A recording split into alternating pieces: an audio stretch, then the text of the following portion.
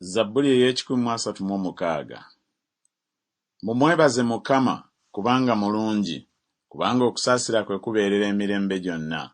Mumwebaze Katonda wa bakatonda, kubanga okusaasira kwe kubeerera emirembe gyonna.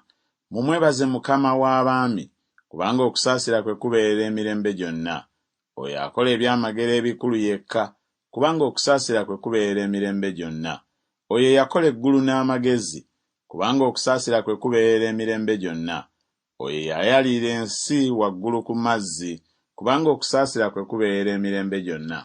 Oyo yakola ebyaka ebikulu, kubanga okusaasira kwe kubeerera emirembe gyonna.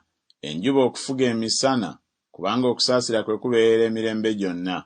Omwezi n'emmunyeenye okufuga ekiro, kubanga okusaasira kwe kubeerera emirembe gyonna. Oyo yakubira Misiri ababereberye baabwe, kubanga okusaasira kwe kubeerera emirembe gyonna.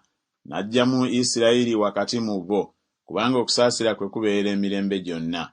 N'engalo ez'amaanyi n'omukono omugolole, kubanga okusaasira kwe kubeerera emirembe gyonna. Oyo yayawulamu wakati ennyanja emmyufu, kubanga okusaasira kwe kubeerera emirembe gyonna. N'ayisa Isirayiri wakati mu yo, kubanga okusaasira kwe kubeerera emirembe gyonna.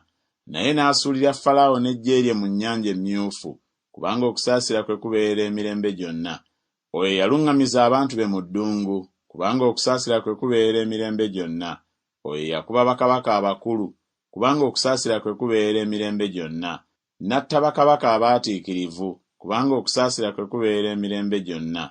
Sikoni kabaka w'Abamoli, kubanga okusaasira kwe kubeerera emirembe gyonna.